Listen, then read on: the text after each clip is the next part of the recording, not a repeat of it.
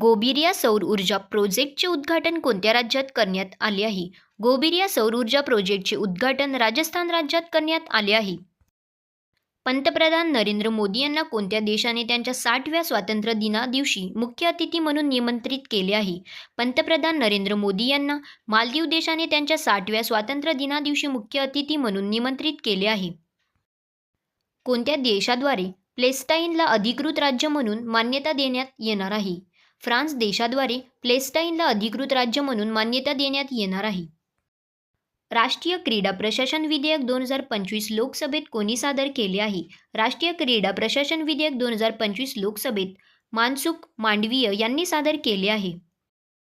कारगिल विजय दिन कधी साजरा करण्यात येतो? कारगिल विजय दिन 26 जुलैला साजरा करण्यात येतो. कारगिल युद्ध भारत आणि कोणत्या देशामध्ये झाले होते? कारगिल युद्ध भारत आणि पाकिस्तान देशामध्ये झाले होते. मॅरिटाईम फायनान्सिंग समिट 2025चे आयोजन कोठे करण्यात आले? मॅरिटाईम फायनान्सिंग समिट 2025चे आयोजन नवी दिल्ली येथे करण्यात आले. कसोटी क्रिकेटमध्ये सर्वाधिक धावा करणारा दुसरा फलंदाज कोण ठरला आहे?